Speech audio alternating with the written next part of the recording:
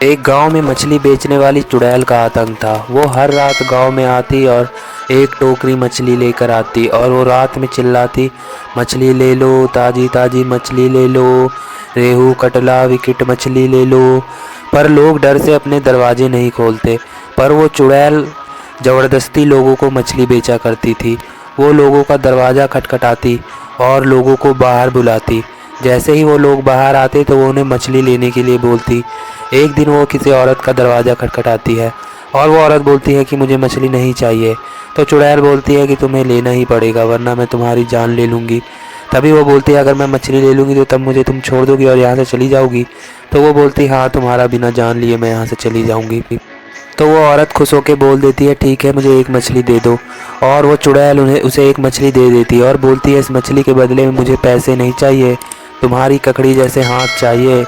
और वो उसे मछली दे देती है और वो चुड़ैल अपना एक चाकू निकाल कर उसका हाथ काट लेती है और उस हाथ को मज़े से खाते हुए चली जाती है, जैसे कोई ककड़ी खा रहा हो।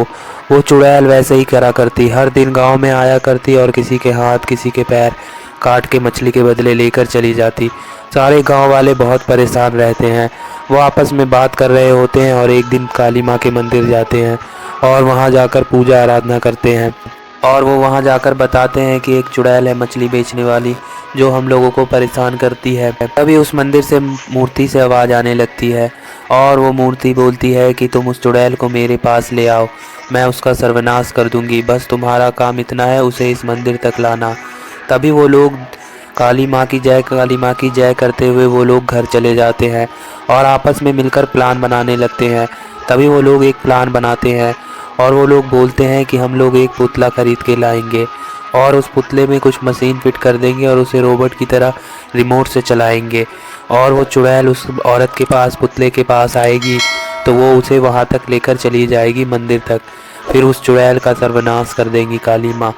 ये आइडिया सारे गांव वालों को पसंद आता है और वो लोग बोलते हैं कि ठीक है, हम लोग पुतला ले आते हैं।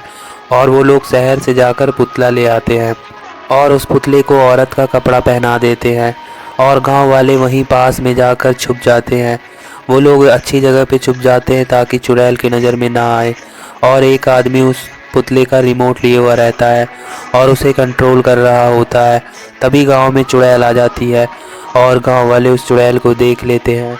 तभी वो पुतला आवाज़ निकालता है, ओ चुड़ैल, मुझे मछली नहीं दोगी क्या, मुझे मछली दो। तभी चुड़ैल सोचती, आज तो सामने से ही बुलाया जा रहा है, क्या बात है। और वो बहुत खुश हो जाती है और वो बोलती, हाँ, मेरे पास बहुत सारी मछलियाँ, अभी देती हूँ।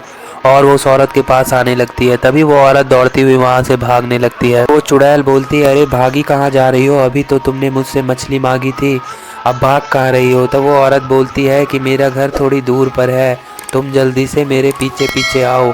और वो चुड़ैल उस औरत के पीछे पीछे जाने लगती है। वो औरत भागते भागते जाती है और उस मंदिर के पास पहुंच जाती है।